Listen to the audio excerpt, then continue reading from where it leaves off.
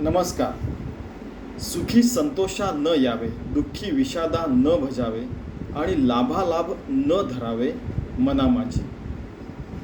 ज्ञानेश्वर महाराज कह रहे हैं कि सुख में इतना संतोषी भी नहीं होना चाहिए कि हम लोग नाच रहे हैं, पार्टी मना रहे हैं, ये कर रहे हैं, वो कर रहे हैं, और दुख में इतना भी विषाद नहीं करना चाहिए कि हम लोग उसमें बहक के जाए.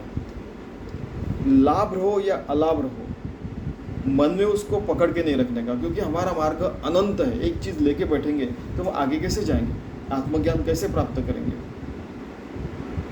हम लोग स्वामी स्वरूपानंद जी ने जो 108 ज्ञानेश्वरी की सारांश वाली ओवी दी है, उसमें से हम 9वीं ओवी देख रहे हैं. आपको तो पता है, ये सांख्य अध्याय दूसरे अध्याय में आया हुआ है कि जो योगी रहता है वो समतोल भाव से रहता है, हर जगह परमात्मा ही देखता है, सुख दुख के वो परे हो गया रहता है. हर व्यक्ति, हर शक्ति को सुख दुख आते हैं.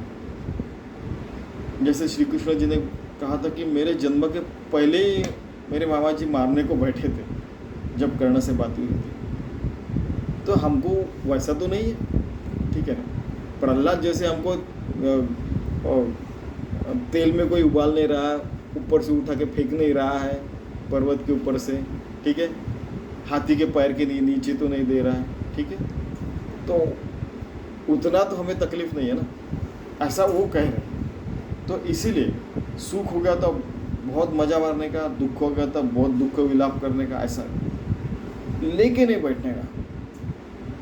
मैंने एक मराठी में बताते समय एक उदाहरण दिया था कि क्या हो गया था कि एक आदमी, मैं 10वीं में था, मुझे टाइफाइड हुआ था, 2 बार हुआ और बाद में पलटा था. तो उतना देखा, बाद में वो कहीं चला गया.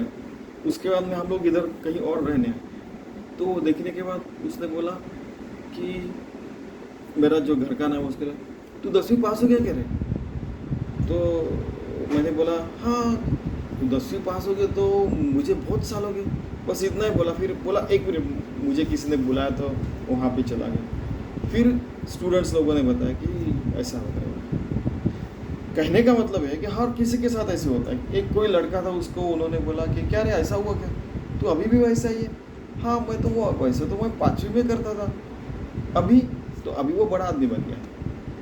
लेकिन उनको वो वही चीज़ लेके बैठे, और उसके बाद में 30-40 साल हो गए. वो बात घट के तो 40-40, 50-50 साल लेके होने के बाद भी हम वही चीज़ लेके बैठते.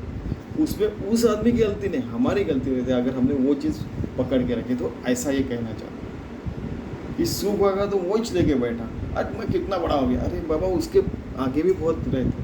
पहली पास होने के बाद दूसरी रहती है, दूसरी के बाद तीसरी पास होना पड़ता है. यह अनंत मार्ग है. इसमें आप 1000 ऐसे पास हो गए क्लासेस, फिर भी बाद में 1001, बाद में 1001 वाला रहता ही है. उसके बाद में भी 1 करोड़, उसके बाद में 1 अरब, 1 ट्रिलियन, 10 ट्रिलियन, क्वाड्रिलियन, सेप्टिलियन,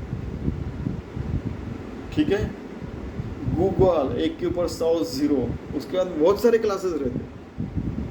एक चीज़ हो गया तो हम परिपूर्ण हो गया, ऐसा नहीं. उसके आगे जाने का, उसके आगे जाने का अनंत प्रवास है.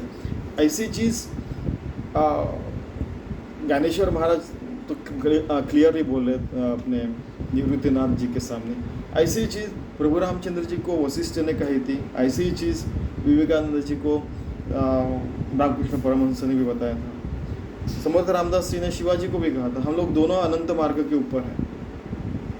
कोई पहला दूसरा नहीं रहता है, यहाँ पे हर कोई उस मार्ग के ऊपर है. 24 घंटा योगी भक्त होके भगवान से एक रूप रह के अपने मार्ग पे चलने का, लाभ अलाभ वगैरह देखने का नहीं, यानी उसमें से सीखने का. अगर हार गए तो सीखने का, आगे जाने का. जीत गए तो उसके आगे क्लास में जाके अच्छे मार्क कमाने का प्रयास करने का. सारी चीज़ें लेके नहीं बैठे, ऐसा उनको कहना है. प्रिजुडाइज नहीं रखने का, ठीक है.